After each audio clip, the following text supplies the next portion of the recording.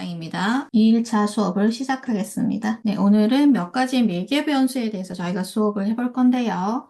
미드저니에서 이미지를 생성하실 때 가장 중요한 매개 변수 중에 하나, 기본적인 것, 종횡비에 대해서 먼저 공부를 하실 텐데요.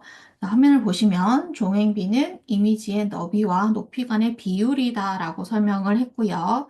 자, 가로, 세로의 비율을 이야기를 하고요. 보통 기본적으로는 1대1로 설정이 되어 있어요. 정사각형 이미지죠. 너비와 높이가 동일한 1대1로 기본적으로 생성이 되고요. 저희가 다른 비율로 생성을 할 때는 그 비율을 정해서 줘야 하는데요. 16대 9일 경우에는 저희가 쉽게 생각하시는 유튜브 화면 사이즈를 생각을 하시면 되겠습니다. 그리고 PPT도 모두 16대 9로 되어 있죠.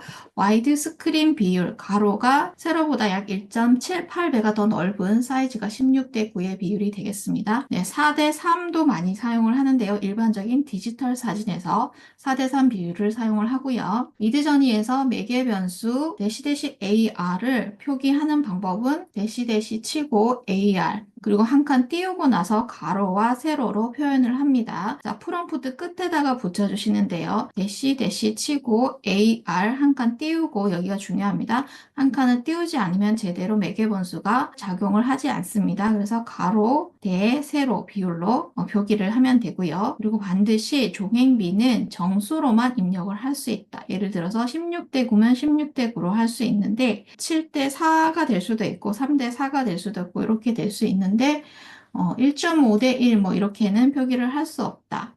라고 이해하시면 되겠고요. 저희가 이번에 그림책 작업을 하실 종이의 비율이 A4 용지를 기준으로 할 텐데요. A4 용지의 종횡비는 1대 루트 2 또는 1대 1.414라고 정확하게 표기를 해야 되는데 미드저니에서는 정수로밖에 표기를 할 수가 없기 때문에 대시 AR 1대 루트 2가 아니라 대시 AR 5대 7 또는 대시 AR 띄우고 7대 10을 사용을 해야 합니다. 하지만 조금 복잡하니까 5대 7로 그냥 작업을 하겠습니다. 네, 종횡비의 예시를 제가 몇 가지 보여드리는데요. 왼쪽에 있는 것은 1대 1의 종횡비입니다. 가로와 세로의 비율이 동일한 정사각형 형태이고요. 오른쪽에 보시는 고슴도치는 약 3대 4로 준 종횡비가 되겠습니다. 네, 다음 페이지 보시면 왼쪽에 있는 이미지는 5대 7의 종횡비, 그러니까 저희가 작업해야 할 이미지죠. A4 사이즈의 이미지에 적합한 대시 AR 5대 7 되겠습니다. 그리고 오른쪽은 약간 독특한 비율인데요. AR 49대 94로 출력한 그림인데요. 이 그림 경우에는 원래 여기까지, 이 머리 위에까지밖에 그림이 없었는데 확장을 하면서 이런 비율로 변형이 된 거고요. 옆이나 위로 확장을 할 경우에는 이런 독특한 정수로 생성이 될 수 있다는 거 보시면 되겠습니다. 네, 다음 예시로는 왼쪽에 있는 것은 가로가 조금 더 넓죠. 5, 4의 비율입니다. 이렇게 넓었을 때의 느낌과 또 오른쪽에 보시면 이렇게 세로로 길었을 때의 느낌이 다른데 예를 들어서 어떤 그림책 같은데 위에 부분에 글자가 들어갈 수 있겠죠. 그럴 경우에 공간을 둬야 하기 때문에 그럴 경우에는 위로 이렇게 확장을 해서 17대 31이라는 좀 독특한 비율의 그림이 생성이 되었습니다. 활용하시는 데 따라서 종횡비를 잘 구성을 하시면 구도나 느낌이 굉장히 많이 다를 수 있기 때문에 특히 출력물, 종이로 된 책 같은 것을 만드실 때 이 부분을 잘 조절을 해서 사용하시면 좋겠습니다. 자, 그 다음은 이제 좀 복잡한 매개 변수들이 나오는데요. 기본적으로 이 느낌을 알고 가셔야지 그림책을 만드실 때 조금 쉽게 하실 수 있기 때문에 오늘 몇 가지만 먼저 공부를 해보겠습니다. 자, 미드저니 매개 변수 중에서 스타일라이즈, 우리말로 번역을 하면 스타일화하다는 뜻인데요. 이 미드저니 봇의 특징이 굉장히 예쁜 그림을 잘 그리게 설정이 되어 있어요. 미드저니 봇은 예술적인 색상이나 구성 및 형태를 선호하는 이미지를 생성하도록 훈련이 되었다라고 적혀 있고요. 자, 표기를 할 때는 대시 스타일라이즈 또는 대시 S 이렇게 표기를 하시면 되고요. 간단하게 그냥 이렇게 쓰시면 되겠죠. 그래서 얘가 얼마나 강하게 들어가느냐에 따라서 그림의 스타일이 완전히 달라지기 때문에 예술적인 그림을 그릴 그릴 경우에 이 부분을 많이 조정을 하셔야 되겠죠. 스타일 화값이 높을수록 매우 예술적이지만 프롬프트와는 조금 덜 연결된 이미지를 생성한다. 조금 있다가 예를 들어서 제가 한번 보여드리도록 하겠습니다. 스타일라이즈의 기본값은 100으로 설정이 되어 있고요. 따로 설정하지 않으면 그냥 100으로 생성이 됩니다. 그리고 0에서 1000까지 정수값을 허용하고 있다. 왼쪽에 보시면 스타일라이즈 값을 만약에 50으로 줬을 때는 이 프롬프트, 컬러풀한 이런 무화과 그림이죠. 컬러풀한 무화과 그림이 손그림을 그린 것처럼 이렇게 간단한 형태의 그림이 나왔다면 100으로 갈수록 조금 더 복잡하고 좀 더 예쁜 그림, 무도가 조금 달라지고 이런 느낌이 있죠. 그리고 스타일라이즈 250일 때는 조금 더 자세하고 아티스틱하게, 그리고 750까지 확 높였을 때는 굉장히 미학적으로 아름다운 그림으로 변했죠. 스타일라이즈 값을 매우 높게 했을 때는 이러한 형태의 그림을 출력을 해준다는 거 보시면 되겠고요. 이 매개 변수를 설명하기 위해서 제가 잠깐 미드저니로 가겠습니다. 매개 변수 스타일라이즈에 대해서 설명드리기 위해서 제가 예시로 이렇게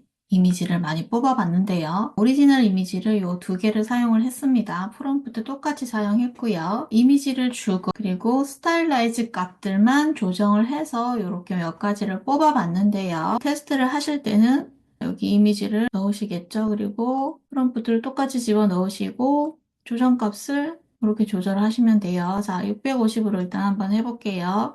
자, 그러면 이때까지 제가 뽑았던 이미지들의 수치를 보시면서 그 차이점을 보시는데요. 스타일라이즈 값이 0일 때의 이미지입니다. 어떠세요? 좀 그림이 완전 난리가 났죠. 엄청 못 그린 그림이다라는 느낌이에요. 그쵸? 엉망진창이에요. 근데 스타일라이즈 값을 1000으로 줬을 때, 최대치로 줬을 때는 어떠냐? 그림이 엄청나게 예뻐졌죠? 화려하고 퀄리티가 높아요. 그쵸? 역시 1000일 때, 그리고 지금은 450, 중간값 정도를 주었을 때는 또 이렇게 이 정도의 이미지가 생성이 됩니다. 같은 이미지를 줬는데도 굉장히 이미지가 다르죠. 스타일 라이즈가 0일 때는 이런 그림이에요. 도대체 뭔지도 못 알아보겠어요. 그쵸? 그나마 이건 조금 낫지만 스타일 라이즈 값을 올려줄수록 그림의 퀄리티가 높아진다. 고품격의 그림이 된다. 라고 생각을 하시면 될 것 같고요. 자, 300을 줬을 때 이미지입니다. 얘도 그렇게 뭐 나쁘지는 않지만 아주 고퀄리티라는 느낌은 아닌데 500을 올라갔더니 갑자기 그림의 퀄리티가 올라갔죠. 이렇게 미학적으로 더 아름다운 그림을 수치가 높을수록 그려준다. 는 거. 네, 650에 이 정도의 느낌입니다. 그리고 아까 300은 보셨고요. 네, 저희가 마지막으로 했던 게 650이죠. 극단적으로 이게 딱 보시면 0일 때와 1000일 때 느낌을 보시면 스타일라이즈라는 매개 변수를 이해하실 수 있을 것 같습니다. 스타일라이즈는 이렇게 이해하시면 되고요. 같은 이야기고요. 미드저니 모델 6에서 스타일라이즈가 어떻게 작용하는지의 예시인데요. 조금 크게 해서 보시면 스타일라이즈 값이 0일 때 이렇게 고양이 진짜 손으로 그린 그림처럼 아주 프롬프트에 충실한 어린이가 그린 고양이 그림처럼 이렇게 나오죠. 근데 스타일라이즈 값이 높아질수록 점점 더 예쁘고 아티스틱하고 굉장히 미학적인 그림으로 변해간다는 거. 만약에 내가 어떤 디지털 아트를 한다고 생각하시면 이쪽보다는 이쪽으로 가시는 게 맞겠죠. 네, 이렇게 사용을 하신다는 거. 미드저니에서 스타일라이즈 값을 사용하실 때는 디스코드일 경우에는 프롬프트 치시고 제일 뒤에다가 이렇게 대시데스 S 한 칸 띄우고 스타일라이즈 숫자를 넣어주시면 되고요. 이렇게 사용을 하신다는 거. 자, 밑에 있는 부분은 아까 제가 잠깐 보여드렸던 거. 여기 들어가시면 조정값에서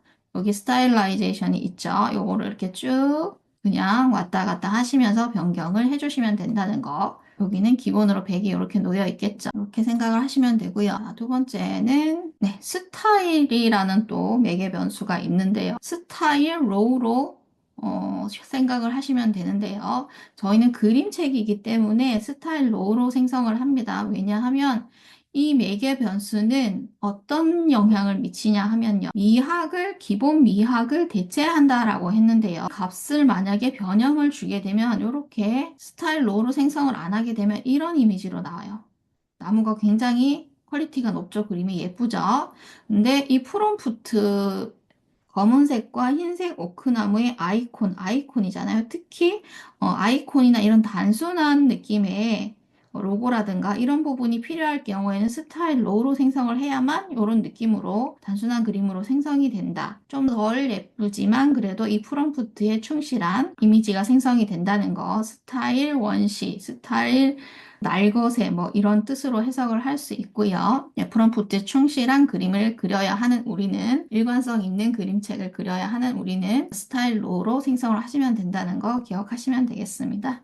그 다음도 마찬가지 스타일로우의 예인데요. 스타일로우를 적용을 했을 때는 오른쪽과 같은 그림이 그려진다. 고양이를 그린 어린이 그림, 스타일 원시 스타일로우로 했을 때의 이미지입니다. 그리고 스타일로우를 사용하지 않았을 때는 이 버전에서 이런 이미지가 어린이가 그린 그림이라고 하기엔 좀 너무 잘 그렸죠. 약간 이제 이런 미학적인 것이 들어가게 표현이 된다는 거로 이해를 하시면 되겠습니다. 그러면 오늘은 매개 변수를 스타일라이즈, 스타일로우까지만 학습을 하시고요. 내일부터 또 하나하나씩 학습을 하시고 이미지 생성을 하는 부분을 들어가도록 하겠습니다. 오늘 영상은 여기까지 수업할게요. 수고하셨습니다.